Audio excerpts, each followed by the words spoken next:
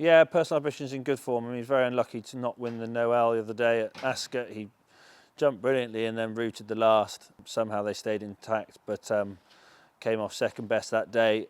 Look, it's a drop back in trip again.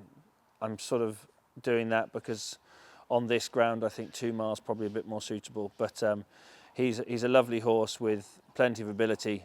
It looks like a competitive race, but we'll turn up and give it our best shot. He just needs to brush up on his jumping slightly. He needs plenty of practice. So he'll school twice this week, but I mean, bar the last, he was pretty foot perfect at Ascot. It was just a bit of, I don't know, a disaster. Katira Du Mestivel, she ran really well at Fontwell. I start off over 2.3, 2.4 or something. It probably doesn't need that far, so we dropped back to 2. She's in good form. She missed a couple of pieces of work, like everything did last week, but she's just done a nice piece of work there this morning and should be ready to rock and roll. I think she's above average. It's a good race. There's plenty of smart mares in there. It's good prize money, but I think she'll hold her own. And then we've got the Kingpin in the novice handicap hurdle. He won last time out by default because the winner was disqualified for going over on whip ban. So he's a progressive profile. It was the first time over 2.5 last time. I think he'll love the track, and I think 2.5 miles he should be very competitive. The other horse we've got in there is Oneway West. He might run at Wincanton this week, but if he doesn't, he'll also line up there with a very good chance. So Samuel Spade either goes to Ascot over 2.3 on Saturday or Sunday 3 miles at Windsor. I'm probably siding towards 3 miles. He's becoming quite a consistent horse.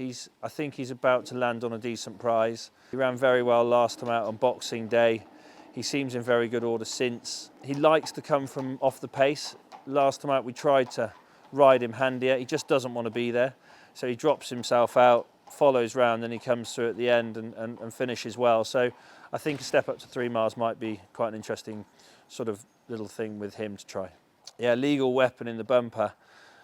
Good prize money, he's attracted a good field, but I think this is a good horse. I think the bumper he won at Ascot was very good, and I'm expecting him to run very well. Whether he's good enough to win it, we'll see on the day, but he's a lovely horse with a big future.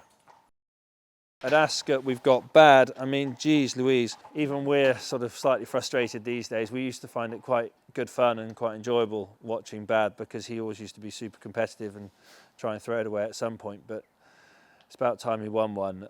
And he's in good order. It's a 100 grand handicap. Why not? He's an enigma. It's a very frustrating enigma because he could win so many races.